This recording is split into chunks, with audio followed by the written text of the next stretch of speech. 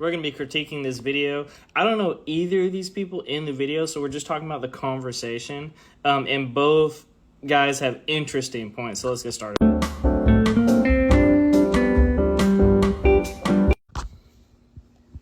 I think the reality is, for kids from poor backgrounds, it is almost impossible to realistically get even financial security, never mind wealth. But why do you think you could do it, I could do it, he could do it?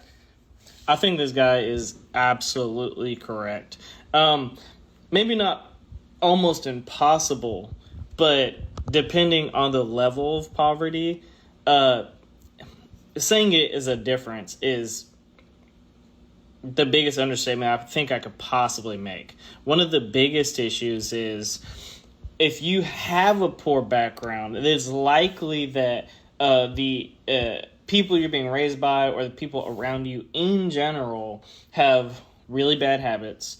And it's not the ability to make an income, it is the ability to avoid traps and things that will set you back in your life that you cannot reverse.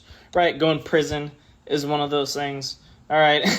Just things you can't undo that create obstacles that are so astronomical, that you just really can't dig yourself out of that hole. The other thing is not everybody is built the same, right? So some of us are built different. But you may have skills that inherently make you a better income, just naturally. There's things you can naturally maybe pick up, right? I think we all agree that the best computer programmer in the world is going to make a lot more money than the best hairstylist in the world, and that's just a reality. But one person cannot do the other person's skill, even if you train them as little kids. They can do the skill, but not at that level. Some people have an intrinsic talent for things, and if your intrinsic talent is something that's just a lower income skill, it's just going to be harder for you. It's just reality.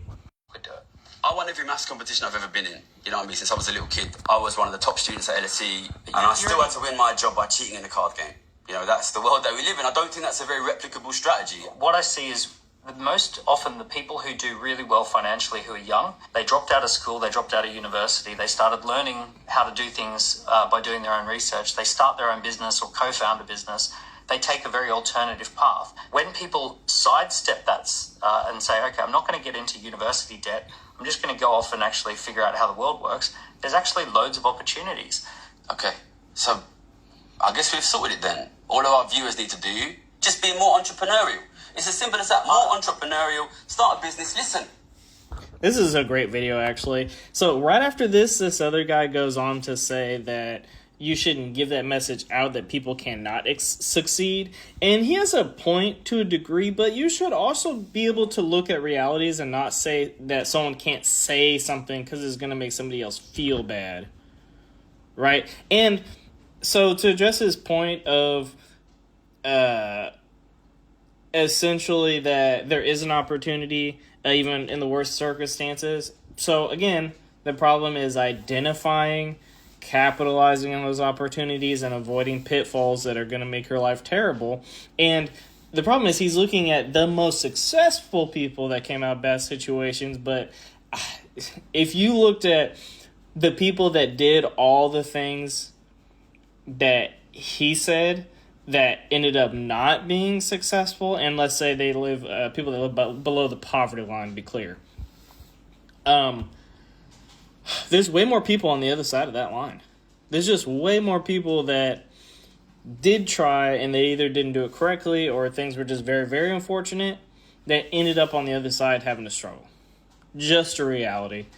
Where the people that hyper succeed, let's say they make more than $100,000 a year, that number is already small. That number in the United States is already like 1%.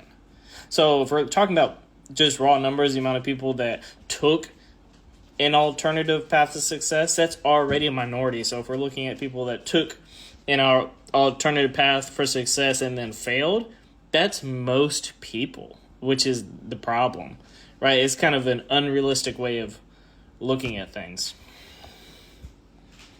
My friends can't feed their kids, okay? And if it was as simple as going out and being an entrepreneur, I can bet you they would do it. This guy is a little dramatic, though. Let us I'm sick of multi-millionaires telling kids who can't afford to turn the heating on, you just need to be more entrepreneurial. It's sick, Dan. It's sick.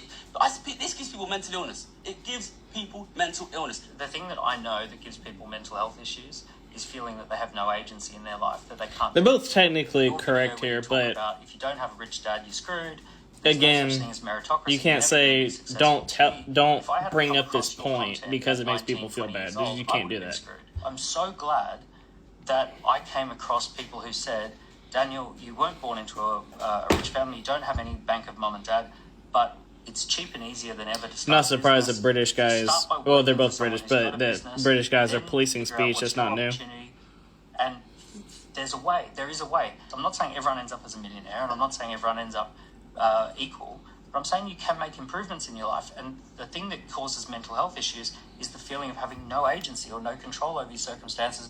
So you can make improvements of your life, but I'll tell you what, abject poverty causes way more mental health issues. And then also, I'd rather be rich with mental health issues also. You know what I'm saying? Until the world changes the whole economic system. I've never said don't work hard, okay? When I bought my book out last year, The Hardback, I was at some event and I come out, I was drinking in London Bridge. And I come out late, it was like 1 a.m. Okay, so that's basically it. I don't think they're going to say anything else that's on topic for the video at least. Tell me what you think if you watched this whole thing. You probably didn't, but that's okay. Let me know if you did.